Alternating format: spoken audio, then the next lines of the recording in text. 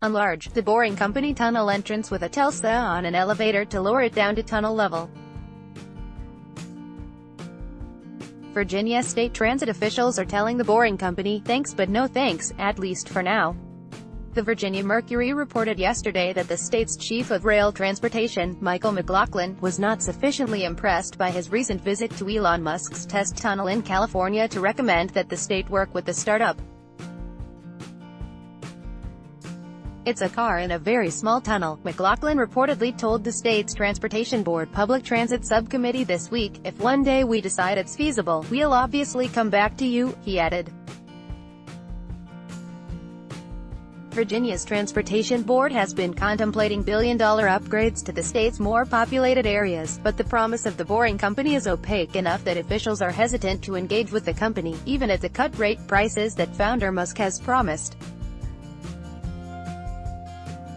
Musk has said that the Boring Company will revolutionize tunneling through boring machine innovation. The company opened a very rough and bumpy tunnel, which had been dug under the SpaceX campus, in December. Originally, the company said it would send passengers through its small tunnels on electric skates designed for travel up to 150 miles per hour. At the December tunnel reveal, the company said that it would primarily accommodate standard electric vehicles, like Teslas or Chevy Bolts of Nissan Leafs. Internal combustion engines would not be permitted in the tunnel. In February, Musk tweeted that the company was working on improving its test tunnel. "Focus right now is getting to high speed, tight follow distance and test tunnel," the CEO tweeted. He said that, Linestorm, the Boring Company's second-generation boring machine, would start getting updates in a month or so, the Chicago Express line. But even as the Boring Company says it's trying to improve on tunneling efficiency and design, Chicago may be looking to take a step back from the Express line that Mayor Rahm Emanuel pledged to build with the company. The mayor's office announced in June 2018 that it would work with the Boring Company to build a long-awaited express line between O'Hare International Airport and the Windy City's downtown area. The next step for the company and the city was supposed to be a negotiation over a contract to build the express line, which the city council would vote on. But currently, the two front-runners for Chicago Mayor, Lori Lightfoot and Tony Preckwinkle, have cooled on the Boring Company, and a contract may not end up in front of the city council.